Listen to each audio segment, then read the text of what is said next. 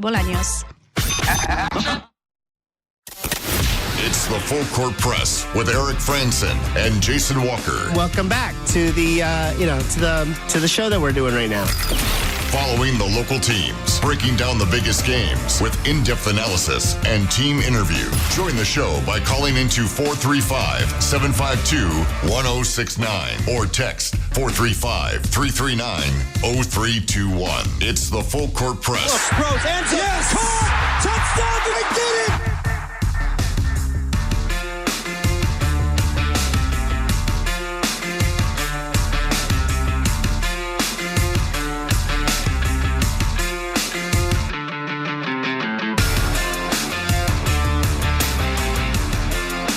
Good afternoon, everybody. Welcome on in to another edition of the Full Court Press.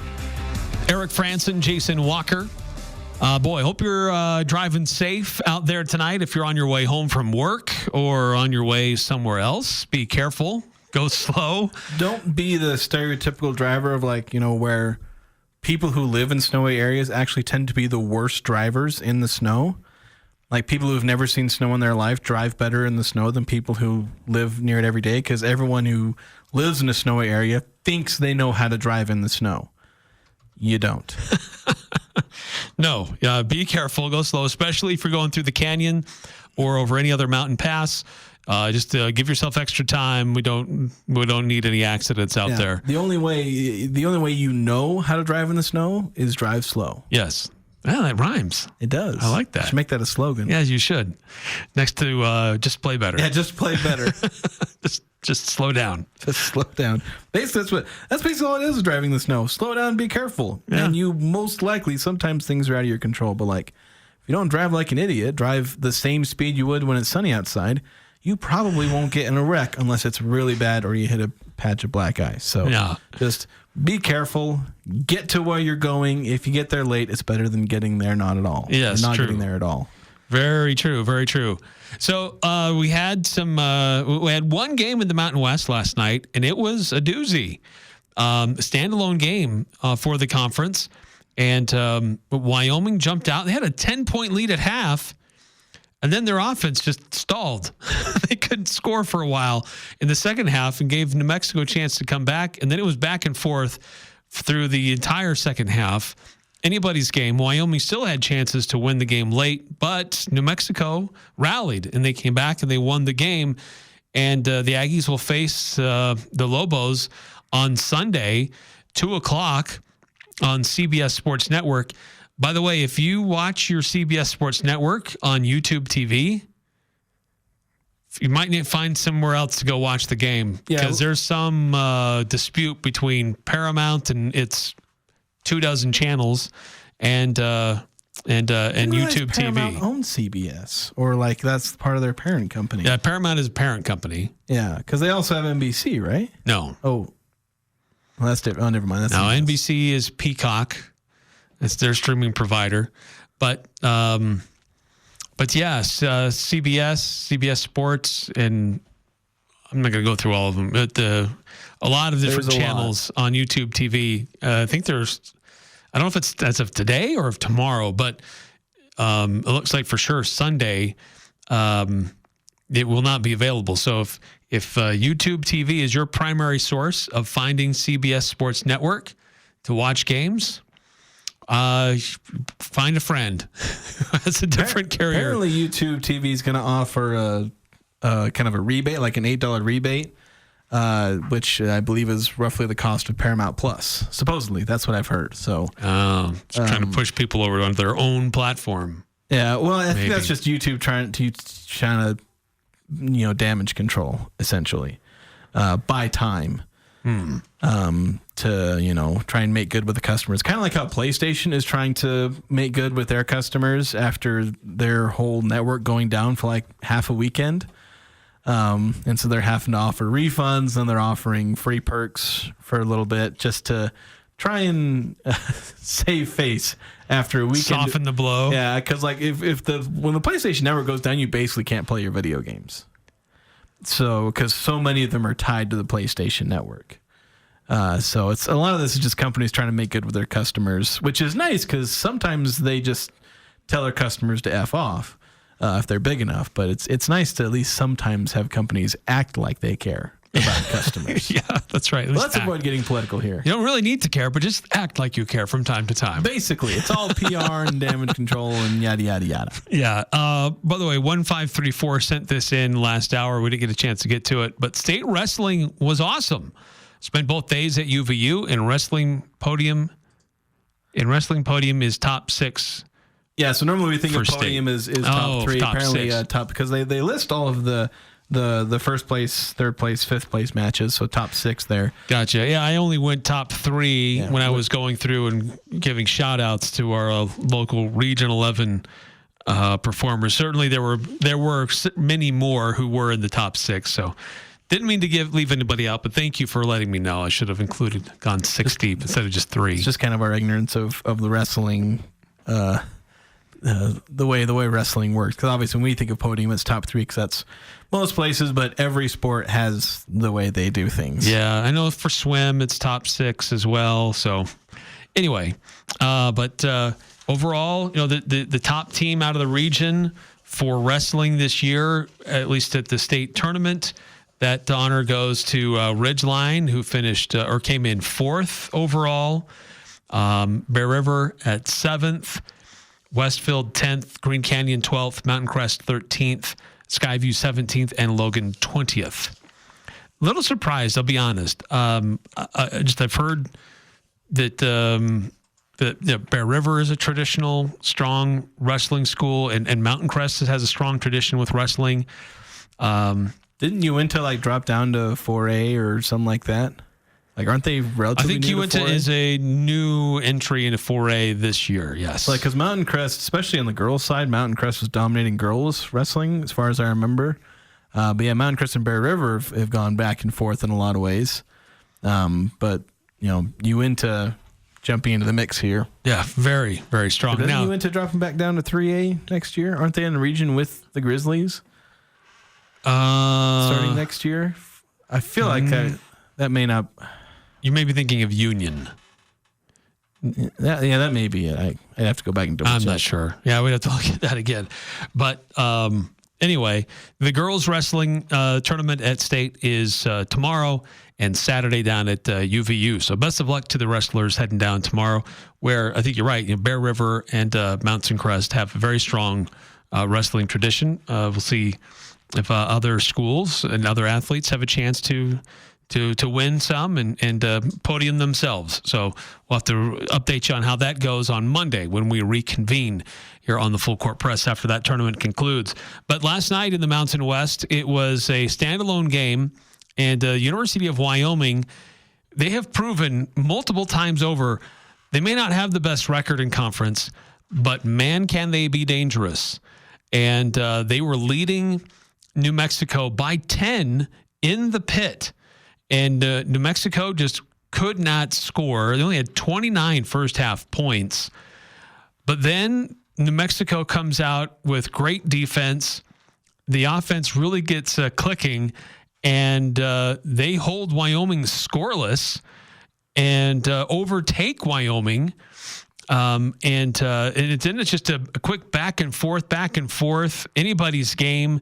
About the 8-minute mark or so, Wyoming starts to pull ahead a little by 5, but that doesn't last. It's back and forth. Wyoming takes the lead again with about 3.5 minutes to go, but that doesn't last.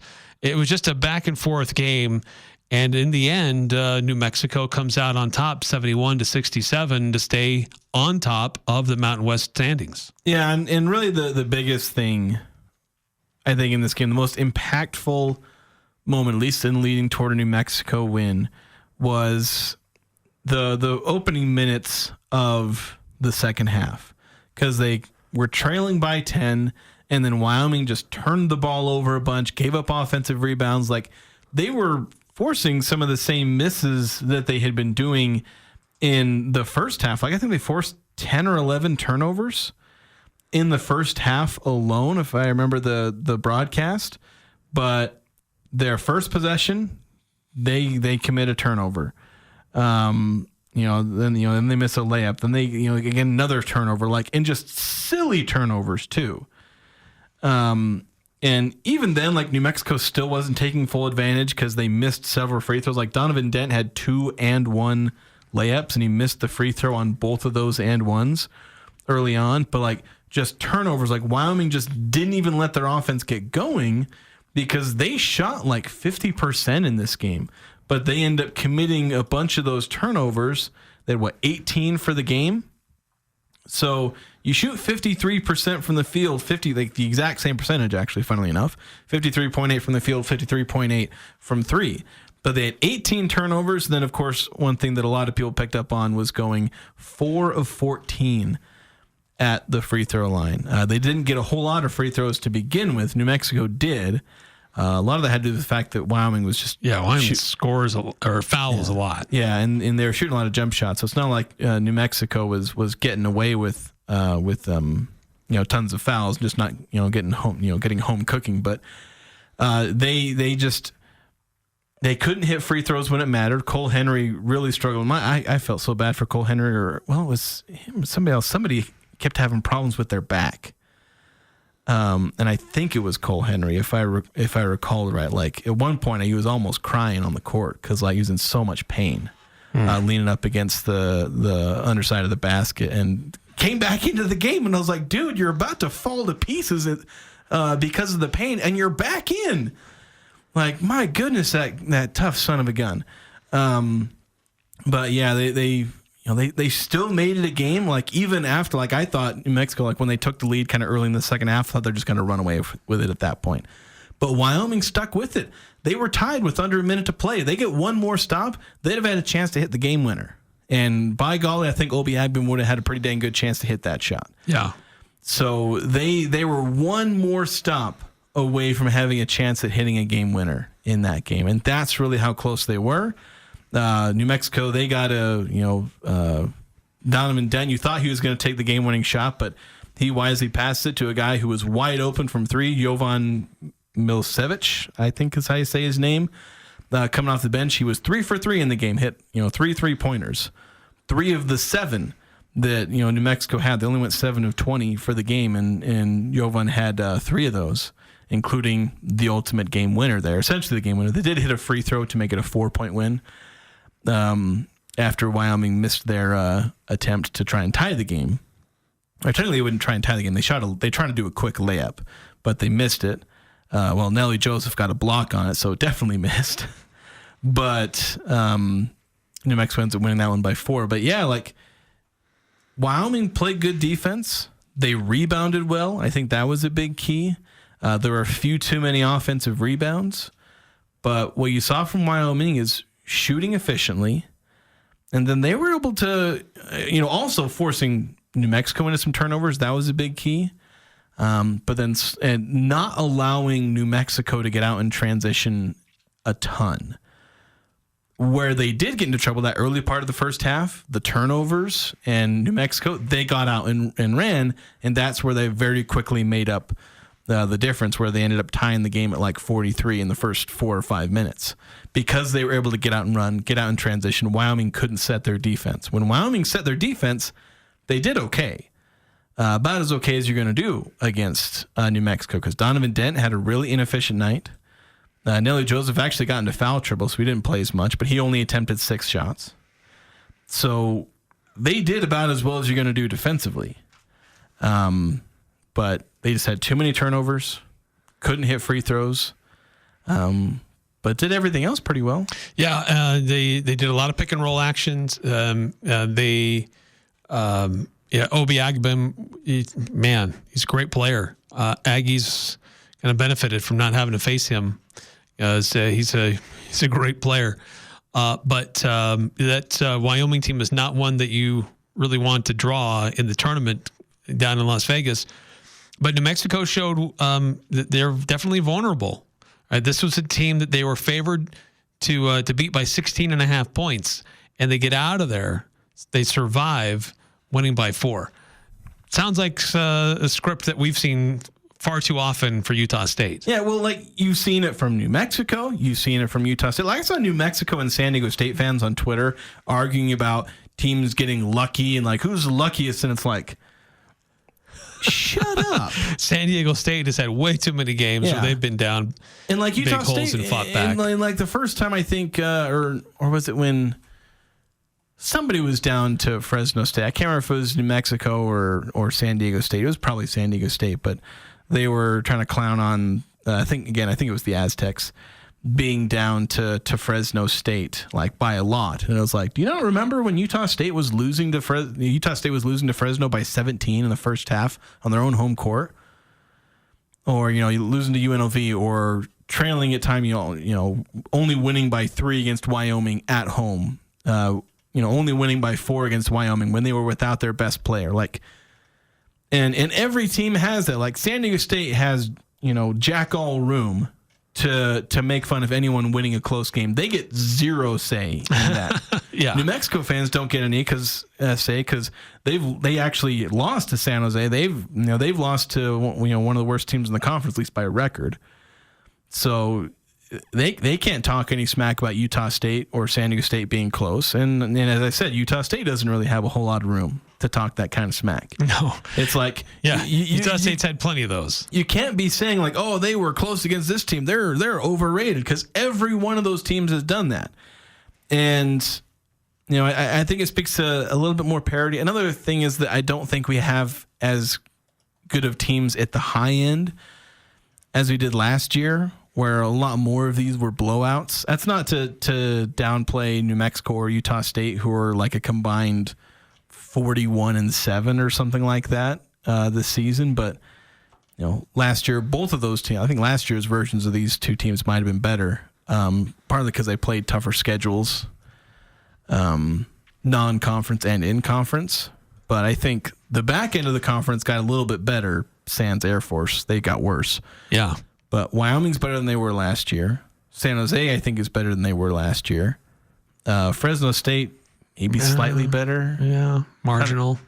And then the top end teams aren't like as good as they were, where they were, Utah State getting an 8 seed, San Diego State being like a, 5 or 6 seed, wherever they were at. They were 5, weren't they? Yeah, and getting like 6 teams in the tournament. It's not quite the same at the top end, and so that's where we're seeing a few more of these really close games. There were some of these last year. There were games that were really close last year between the top teams and the bottom teams, but it feels like there's more of them. I have to say it feels like, because who knows? I might go double check and find out there were more last year than this year. And I'll look like a complete idiot, but that's my impression just thinking about it sitting here. 5338 on the Young Power Sports text line. Wyoming should change their mascot from the Cowboys to the 7220s. For how much they obsess over that altitude, maybe they should. Yeah, maybe they should. Which the altitude at Clune Arena at Air Force isn't that much different, by the way. Yeah. But nobody talks about that. They only talk about Laramie because it's the tallest, the highest. So what happens if you're not first, you're last. That's true. 8968 texting in. Let's see. I know how to drive in the snow. Drive slow. Don't tailgate. Use the commons. Common courtesy and common sense. See, there you go. 8968 knows. Words of wisdom. It's all about driving slow. That's how you drive in the snow, is you drive slow. And then the Aggies played well against New Mexico for the first half and part of the second half before they totally fell apart. Yeah, I mean, that's the story in basically every game. The Wyoming one was different, where it was just kind of a little messy all game. Not terrible for most of the game, but just like a little bit messy for the entire game. Against New Mexico, Colorado State, and Fresno State, it was really good first half, and even pretty good start to the second half, and then things kind of start going a bit sideways. Obviously, it was the worst against New Mexico. They still played mostly good against Fresno and Colorado, but most of that mostly good was on offense. They collapsed defensively in all 3 of those games. So something to keep an eye on. Can the Aggies get a full 40 minutes on defense? And like I said, I think if they're able to do that, if they're able to get a full 40 minutes of defense, they'll give themselves every chance to win this game and be very likely to win it. Because I think the Aggies, they only played really poorly against New Mexico because they just shot terribly on good shot attempts. They got good 3-point shots. New Mexico was giving the Aggies those shots, and they just didn't make them. If they go out there and shoot, they don't have to shoot like in the 50, 60% from 3 like they have in some of these games. They just need to go out there, hit like 8 or 9 3-pointers, on a solid percentage, shoot in the mid to high 30s from 3 and give yourself some of those points. Don't miss tons of free throws, and then play good on defense for 40 minutes. And if you do all those things, I'd give them about a 70-80% chance of winning that game. Yeah, that was New Mexico made some adjustments last time they met, but that game was as much about Utah State just missing shots because they had good looks. Since then they've had some. They've been able to go on the road, get some wins on the road. They've been able to have some great halves of basketball. The first half against Fresno, first half against Colorado State, and not that their second halves against those teams were bad, but they were good. But the first halves were just great. So how different is Utah State going into this game on Sunday? They've got a little extra time to rest, to work on their shots, work on a few different things. How do you tweak things? I mean, at the end of the day, you are who you are as a team. You spend so many months refining who you are. But when you're facing a team for the second time, like, what do you tweak? What things do you show to make them think this is what you're going to do, but then you do something different? I don't know how much of that Utah State will do. How much of that you use, because when it gets to the tournament and you may see a team for the third time, you're not going to have much time to be in the gym and making adjustments. So it really just comes down to you are who you are. How deep is your bench? What kind of X factor guy can step up for you? But I think it was somebody else earlier in the texts last hour saying that there needs to be some different X factor for Utah State on Sunday. I think it was Tucker Anderson and Isaac Johnson who he pointed out. But those would be important X factors for Utah State on Sunday if they want to have a different outcome than when New Mexico is here. Yeah, if those guys come in, step in, if Isaac Johnson can give a few good minutes at center to help spell Carson Templin and Alvin Gadarazzi, you can step out, hit 1 or 2 threes, or hit a shot in the mid post. If Tucker Anderson can hit 2 or 3 triples, that would be a massive X factor. Even if those two combined for only 9 or 10 points between them, that'd be a 9 or 10 point boost that you're not necessarily guaranteed to get from those guys, because a lot of times those guys go scoreless. But in the games where you can get 9 or 10 points from those kind of those bench guys, that provides a boost. It takes a load off of your star players. It forces the defense to, okay, suddenly this guy's getting hot from 3. We have to account for him and spend extra time thinking about what he's going to do, and then that opens things up for everyone else. So it's those surprise players that can end up having a massive impact.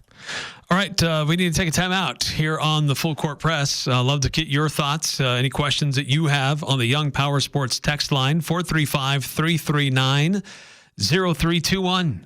The perfect night, the perfect date, the perfect Valentine's dinner for 2 at Cafe Sabor. You choose the night, Monday, February 10th through Saturday, February 15th. Then comes the amazing Valentine's dinner. 4 options priced $25, $30, $35, and $45. You can also include a movie for 2. No excuses. 5 days to make your Valentine happy, 10th through the 15th, with 4 amazing specials to choose from, including a movie at Cache Valley's favorite Mexican restaurant, Cafe Sabor. Go to cafesabor.com for details. cafesabor.com for details on the Sweetheart Special. This is Ryan at My Mattress. This President's Day, the deals are just different. We've partnered with Purple and Tempur-Pedic, the world's 2 best beds, to save you $900 now until President's Day. Plus $99 twins and $399 queen pillow tops. Up to 5 years, no interest financing with delivery available. This President's Day, reward yourself with better sleep and peace of mind, knowing that you paid the lowest prices of the year. Isn't it time to sleep exceptionally? Only at My Mattress. Happy winter. This is Mark at the Sportsman on Main Street, where we make winter fun. We are your ski, snowboard, snowshoe, and cross-country ski rental shop. Come in and rent for the day or longer and have a great time outside. We also have great deals on new skis, boots, bindings, underwear, and outerwear, so you are comfortable playing in the snow. See the Sportsman for the best deals, the best service, and most unique products you will find for the outdoors. Only at the Sportsman on Main Street in downtown Logan. The Aggies, Jazz, high schools, even the Pee Wee's T-ball team. It's the Full Court Press on Sports Talk Radio, The Fan.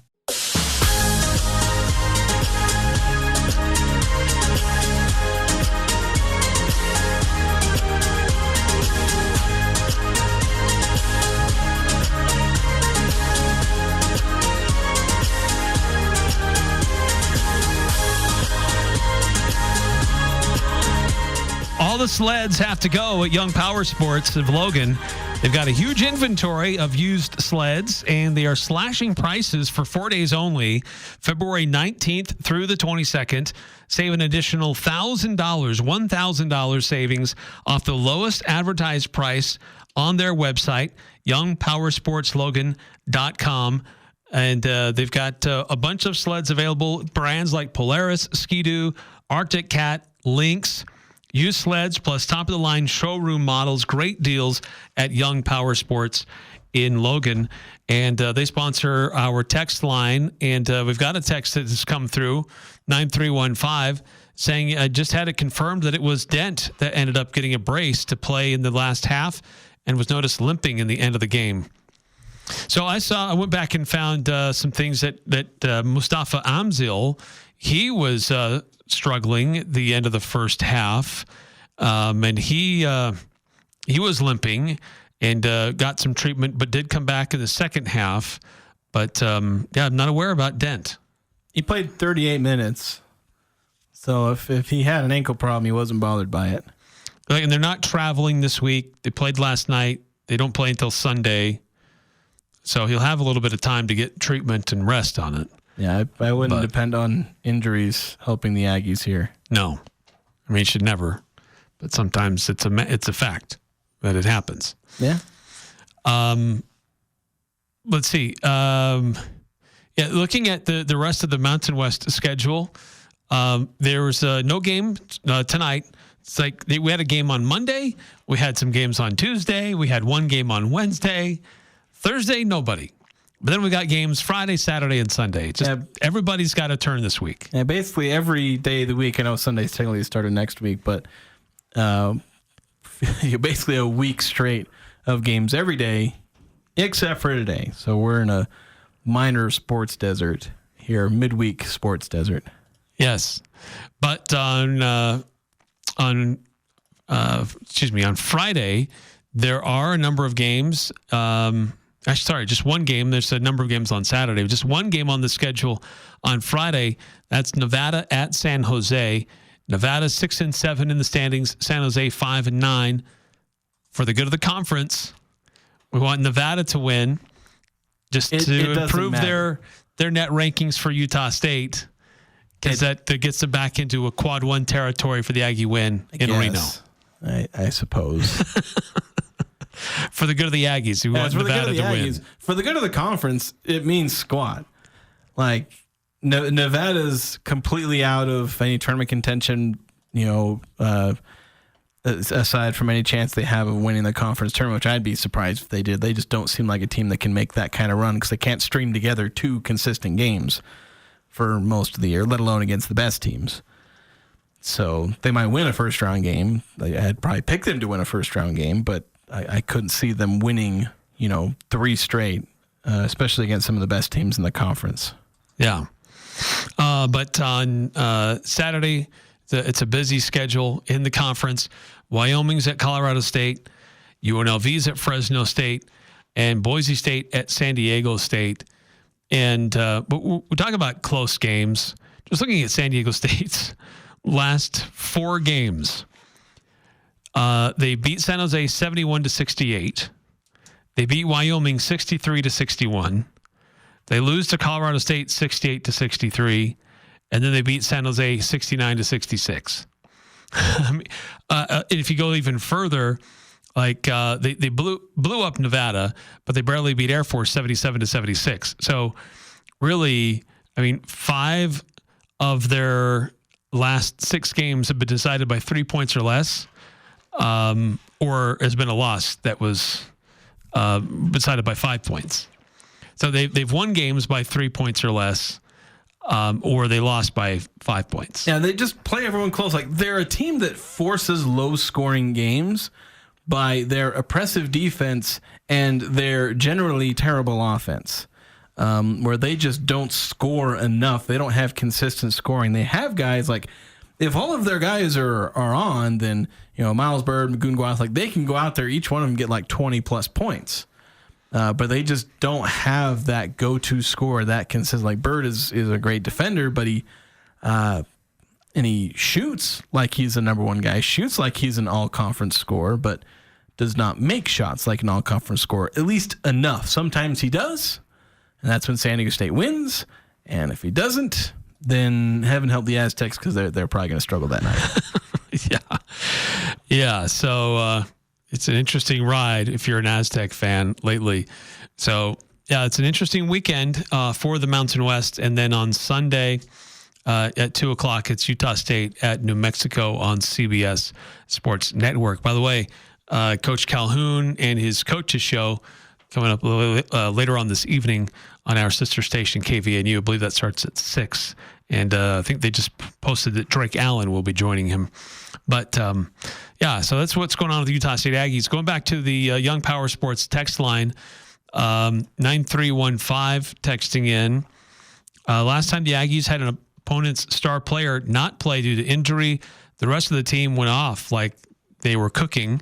So just because we are USU, and if there was an injured player, it would most likely backfire on us in some way. Well, I've talked about it before. Heck, I've probably talked about it once or twice already this week. Like, there is almost some kind of effect that teams can kind of have, and it can happen to any team. Because I remember a game where the Jazz, Rudy Gobert got ejected by a ref who had a stick up his butt, like 5 seconds into the game. Basically, like, on the opening tip, called some BS foul on Rudy Gobert. That you never, ever, ever see. Yeah, and then threw him out of the game because he was butthurt over Rudy Gobert making a comment about the refs, and so the referee decided to prove Rudy Gobert correct. The Jazz ended up winning that game without Rudy Gobert. Not that the Jazz are somehow, it's not this Patrick Ewing effect. It's sometimes, for like one game, like over a full season, you took Gobert off the Jazz, they'd be terrible.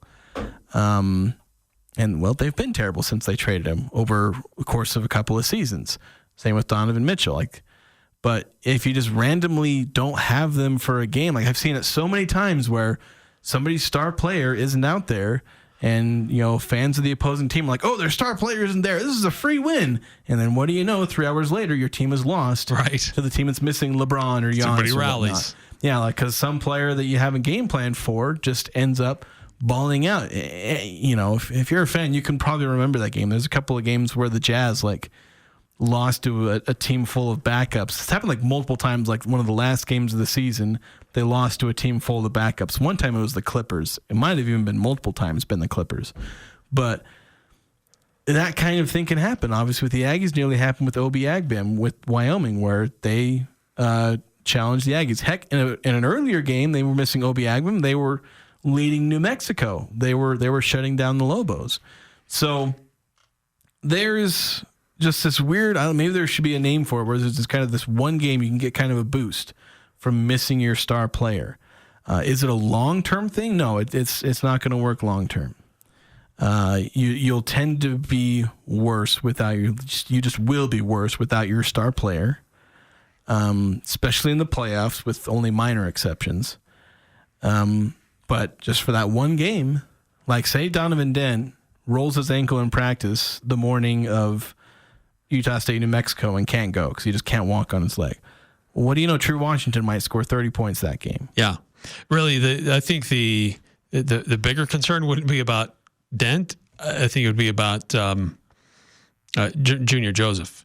I think if he was out, that poses a bigger challenge for New Mexico to overcome than if Dent goes out. Yeah, because they wouldn't have this massive matchup advantage inside the paint. So.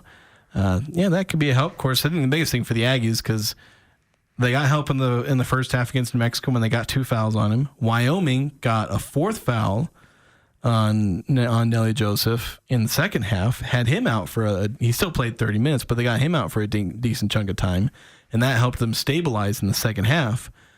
But then he comes back in, plays the last few minutes, and Wyoming couldn't handle it. He got offensive rebounds, got a block on the last offensive possession for the Cowboys. So the Aggies got to find a way to either foul him out, keep him out of the game, or just find a way to handle him. Let's see, 8968 texting in. I think the Aggies could use the break if Dent is not full strength. On the other hand, if the Aggies win, I want New Mexico to be at full strength. Yeah, for pride's sake, you always want to beat a team at their best. If you beat a team that doesn't have their best player, you just kind of have to go with, a win is a win. You don't want any asterisks. Yeah. You don't want anybody to come at you and say, yeah, but they didn't have that player, or this situation wasn't as normal. You want to be able to say, we beat them at their full strength. Ergo, we are better than them. Yeah, I mean, Utah State didn't play at Lawler last year, so there's an asterisk on that championship. They didn't have their band either. They didn't have their band in this game, so there's another asterisk on that. So man, Utah State basically hasn't beaten Nevada in 5 years. Even that kind of math. For going, the full strength tit for tat here. So, And San Diego State didn't have all their tight ends for that championship game in football. There's an asterisk on Utah State's, and I don't know. I think Malachi Flynn had a hangnail in that one game where Sam Merrill hit the shot. So basically, there's an asterisk next to every one of the Aggies games. There's something that there's always something. It's always something. 435-339-0321 if you want to chime in. Just looking at the game last night for Wyoming and New Mexico, did it provide any insights as things Utah State could maybe do to make New Mexico uncomfortable to get a little bit of an edge? We'll take a quick timeout here on the Full Court Press, but when we come back, what are the brackets now saying? Looking at bracketology, Utah State was creeping up there, and then they kind of got knocked down a bit. Are they creeping back up again? Are they staying put? What about other schools in the Mountain West? Look at the latest at Bracketology, trying to project the field for the NCAA tournament and where the Aggies may end up when it comes. Next on the Full Court Press. This is Brent Wallace with Cache Valley Bank, and we understand that concerns about fraud can weigh heavily on you. Your peace of mind is important to us. That's why we're committed to looking out for you and your family. Our team keeps a vigilant eye on your account, and if you ever have concerns or need support, we're just a call or visit away. Whether you need advice or just someone to talk to, our friendly staff is ready to help. We're more than just a bank. We're your neighbors, and we care about your security. Visit your local branch today. Cache Valley Bank, member FDIC. What do Valentine's Day and Jarek's have in common? They're both all about the romance. Jarek's Fine Jewelry has a great selection for your sweetheart. Don't sweat it out worrying about where to get the perfect gift. We've recently added a 3D laser engraver. Now through Valentine's, Jarek's will personalize any jewelry purchase for no additional charge. We can engrave a wedding date, a name, or any message on most jewelry, like a pendant, watch, bracelet, the inside or outside of a ring. This Valentine's, let us help personalize your gift and make it special. Make it Jarek's.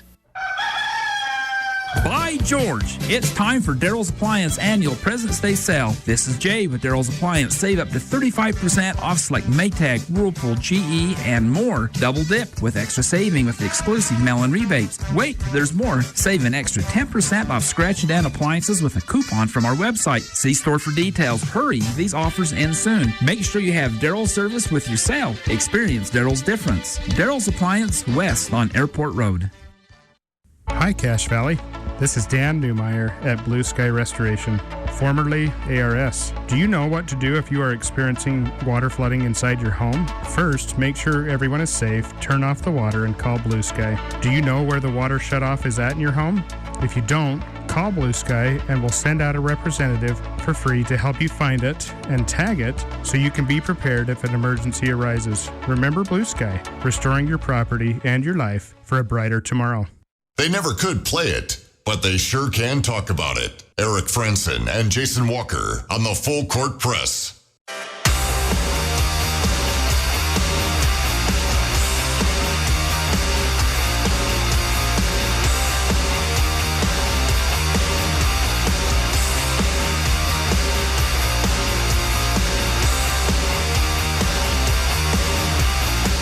Welcome back to the Full Court Press. Eric Frandsen, Jason Walker here with you on 106.9 FM, 1390 AM, The Fan.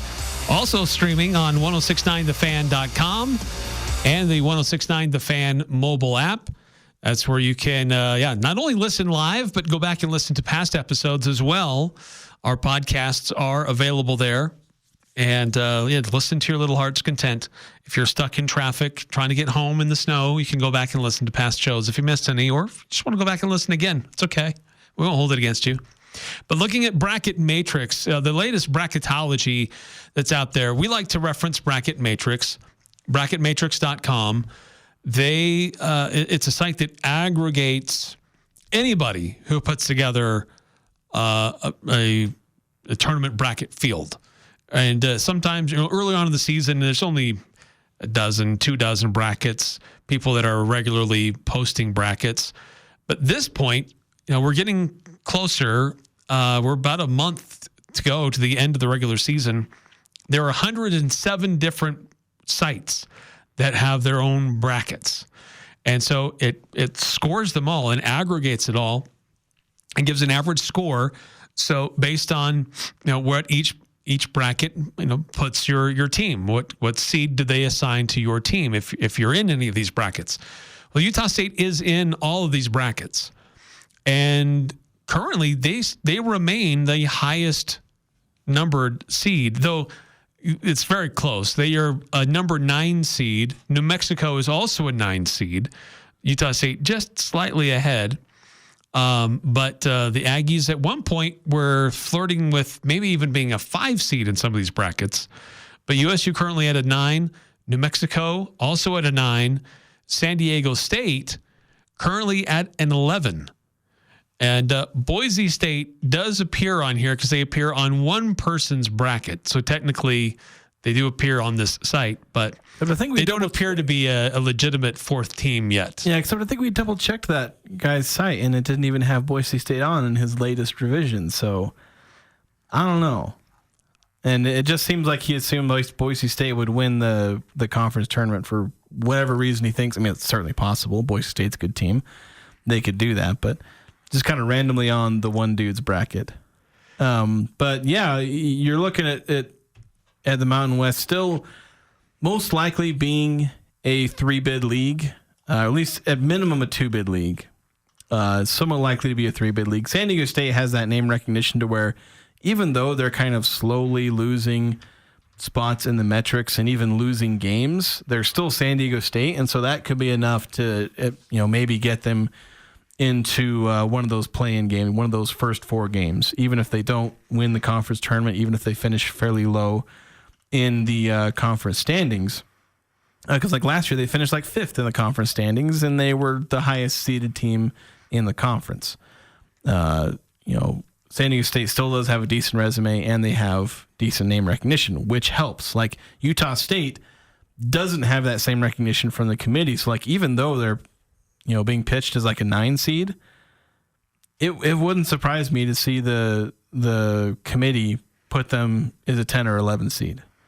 Not that that's what they would deserve, but that's just what they'd get. Yeah, they might do that anyway, no matter what. Yeah, it's you can't count on the NCAA selection committee to be reasonable regarding mid-major teams, because they're not. They're not reasonable. They don't give them the benefit of the doubt unless you're a team like San Diego State, who's earned some recognition, or Gonzaga, who's basically played themselves out of being considered a mid-major with where they're at.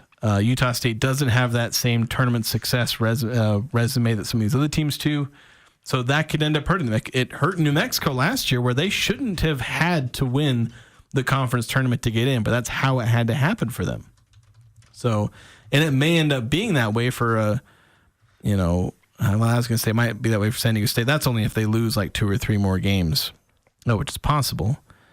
And they may end up sliding into the last 4 in or first 4 out. But I think Utah State and New Mexico, I was really worried about New Mexico, thinking they weren't going to have a chance to really play themselves back in, but they have. I was wrong in that in my analysis earlier. They very much played themselves back in with becoming the top dog in the Mountain West. So it's Utah State and New Mexico who are a few solid wins away from being locks. If New Mexico beats Utah State on Sunday, I'd probably consider them a lock at that point, because I just would be surprised to see them lose. Theoretically, they could still fall out, but I would just be surprised to see them lose enough games to where they would fall out. Well, they're closing in on being a top 30 team in the net. Yeah, and so I think, and if Utah State beats New Mexico, that probably gets them pretty close to being a lock. Maybe not quite, but like I said, a couple more solid wins from either Utah State or New Mexico, and they become locks. Yeah, a game that could determine who that third team really is out of the Mountain West is on Saturday. Boise State, San Diego State. Boise State's not getting in, Eric. Well, if they win there, if they continue to win and play very well, if they win they might start to creep into that discussion. If they win out, they still don't get in. I don't know. I disagree. I think the Mountain West is strong enough that 3 teams could still get in. Yeah, but 3 teams could get in, but Boise State's just lost too many at this point. You're a hater. Yes, I am. 435-339-0321. Looking at the latest in bracketology, see Utah State's one thing that Bracket Matrix does is that they will show your teams or any respective teams highest listed seed number and its lowest. And currently Utah State's highest number is a 7 and its lowest is an 11. So there's one site that believes that Utah State could be a 7 seed, and then it's the lowest would be as an 11 seed. So there's still some variance there for what could happen to the Aggies when it comes to Selection Sunday. But a lot of basketball still to be played. Massive game on Sunday that's going to have major effect for either New Mexico or Utah State in how they are viewed going forward. Let's see. Got to take another quick timeout, and then we got some texts to get through. Utah Jazz, they're in action tonight, taking on another team from Los Angeles, their third team from LA in 4 days. And another air quotes star new to a team for the opponent tonight. So we'll talk about that one in the matchups, and Jazz kind of closing things up before the All-Star break, hosting the Clippers tonight. We'll discuss next here on the Full Court Press. Need a reliable partner for your medical needs? Look no further than Triton Medical and Transportation. We offer top quality medical soft goods right here in your community. From incontinence supplies and oxygen needs to medical transportation. Whatever you need to stay comfortable and healthy, we've got you covered. Trust Triton Medical and Transportation, caring for our community with every step, every mile. Call us today at 435-557-6687 or visit us online at mytritonsupply.com. Triton Medical and Transportation, because your health matters. This Valentine's Day, give a piece of jewelry from S.E. Needham Jewelers. Save time and money by taking advantage of our Valentine's Day special. With the purchase of any jewelry valued at $149 or more, you'll receive dinner for 2, chocolates and flowers. You can have Valentine's Day covered in one stop. Choose from a large selection of diamonds, pearls, gold, and silver jewelry. Also, your jewelry will come in our signature gift box. Open Monday through Saturday, 10 to 7. S.E. Needham Jewelers, middle of the block at the sign of the clock. Over the past few years, strong and crazy weather patterns have battered various parts of the country. Northern Utah and southern Idaho are not immune from its share of wild weather. Be prepared for power outages with a Generac backup generator from Golden Spike Electric. They are your local source for Generac sales and service. Generac keeps you in control when bad weather strikes. Golden Spike Electric, powering your peace of mind. Online at gsegenerators.com or call 257-3016. They also service other models. This is Ashley with LSS Insurance. Is it time to start thinking about retirement, Social Security, and Medicare? Are you getting ready to retire? We can help. Come the third Thursday, February 20th at 7 p.m. to our free seminar. Every third Thursday, we provide you with the best possible information to make an informed decision. We'll empower you with the information about Medicare and Social Security. Call 752-9493. Come see us at LSS Insurance the third Thursday, February 20th. 7 p.m. The Full Court Press on Sports Talk Radio, 106.9 FM, 1390 AM. The Fan.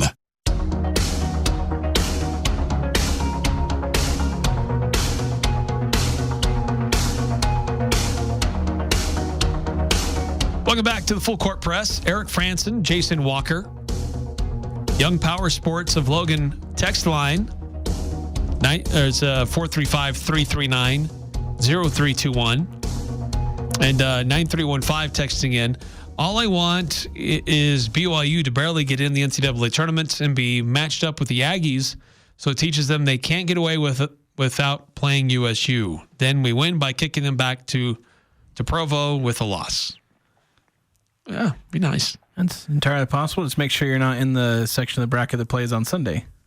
Then you'd have a chance to play BYU. Yeah, they won't put them in that side. That's assuming the BYU can even make it. They've been up and down. They're on the bubble. They're looking at bracket matrix. They're in 44 brackets, but that's less than half. They're the first team out, if you're calling it that, because they'd be projected as an 11th seed, one of the first four out, as they call it.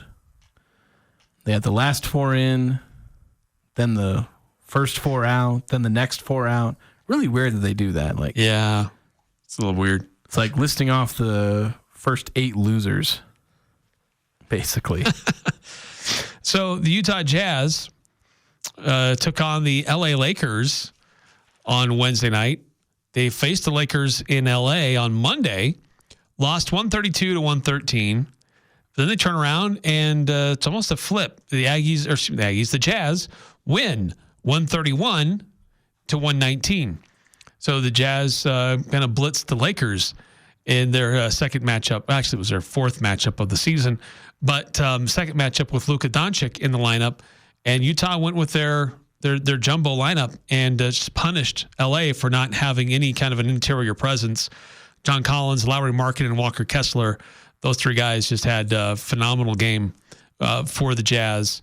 8 rebounds for Collins, 8 for Kessler, 5 for Markkanen. But scoring, John Collins had 17, Markkanen had 32, Kessler had 16. That big lineup paid big dividends for the Jazz last night.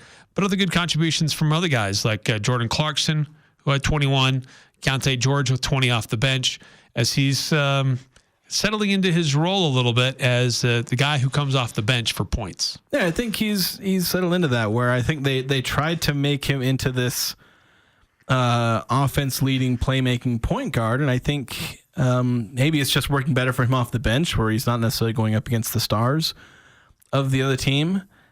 So it just seems to be working a little better for him that way. Some players just have a bigger impact off the bench, and then once they get hot, they can actually close the game. You can leave them in there with the starters and against the other stars because they're playing at their best. So yeah, I think that role is suiting Keontae pretty well. Isaiah Collier still fitting in his role. Granted, he was minus 14 in a game the Jazz won by 12, so not the greatest plus minus for him. But no, but he flirted with a triple-double. 10 points, 9 assists, 7 rebounds. But I think Keontae was definitely having a better game overall. He was plus 14 in that game. So, and he was close to being a triple-double, too. 20 points, 10 assists, 7 rebounds. Yeah, against some really good production out of those young guards, Keontae and Collier. So not good for the tank, but I guess it is what it is. Every now and then they need to remind themselves that they can play good basketball against you wanted them to teams. Win the last time out when it was Luka's debut and all that. And it's a big national TV audience. Why couldn't you win that? Embarrass Luka. It's like Luka Doncic's debut.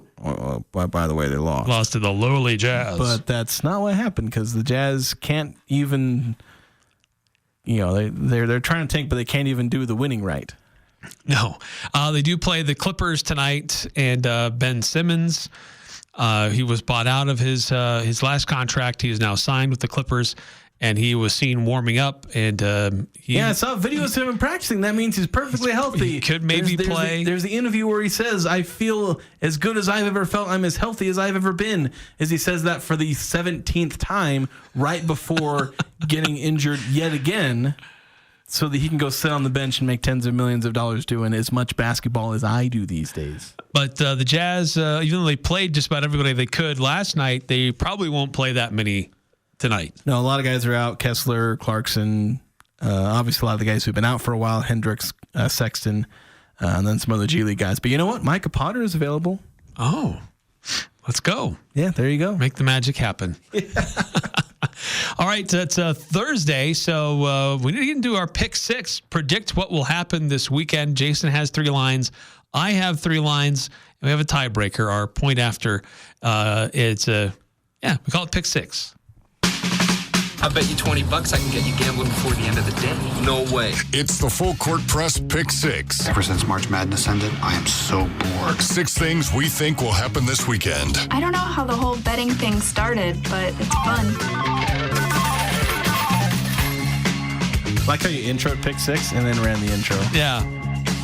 Should just play it. That was very redundant. It's okay. I do that like every time I go to break. Yeah. All right. So you won last time, Jason. So you get to decide if you want to go first or defer. I'm going to go first because I think last time I let you go first, you stole one of my lines. So let's start with this one. Utah State, how many free throws will they make against New Mexico? Ooh. I set the line at 11.5. That's a good number. I'm going to take the over. I'm going to take the under. Okay. And then Isaiah Collier, so tonight, against the Clippers, how many assists does he get? Over, under, 9.5. I'm going to take the under. I'm going to take the over.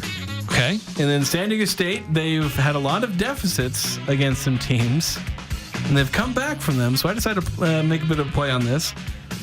San Diego State's largest deficit, regardless of whether they win or lose, like how much, what is the most they will trail by against Boise State? Ooh. And I'm setting the line at 8.5. Will they at some point trail by more than 8.5 or never by as much as 8.5? So if I take the over. So if you take the over, that means they will at some point trail by more than the 8.5. Okay, I'm going to take the over. All right. I'm going to take the under. All right. Quickly running through mine. Keontae George will be participating in the Rising Stars. The team, on the team for the Rising Stars. So points and assists in his first game. 14.5. Points plus assists. Under. I'm going to take the over. Okay, San Diego State blocks versus Boise State. So team blocks for San Diego State against Boise, 3.5. Over. I'm going to take the under. Then Utah State women's basketball. They play San Diego State this weekend. 3-pointers made by the Aggies, setting it at 8.5. Under. I'll take the over. All right, and then the tiebreaker, the Celebrity All-Star Game. Oh, no. Who wins the Celebrity All-Star Game? Will it be Team Barry Bonds or Team Jerry Rice? Oh, gosh. I'll go with Team Jerry Rice. All right, there you go. I think he's a better human being. I have no idea who's on what team. I didn't even. I don't know that it really matters. It doesn't really. Unless Shaq's joining one of the teams. Let's see. 2-1-2-2 quickly. You put the first 4 in, you put the first 4 out, put the first 4 in, and you shake it all about. Do the March Madness hokey pokey, and you turn your bracket all about. That's what it's all about. That is good. I really like that. Yes, that's a good way to end things. Thank you, 2122. Thanks to everybody for texting in and being part of the program. We'll be back at it again tomorrow with more analysis and more breakdowns to get you ready for Utah State and New Mexico on Sunday. Have a great night. Be safe. It's inevitable. Snow and ice are coming and will make driving a challenge. Thankfully, the experts at Tire Rack know a thing or two about conquering winter's worst.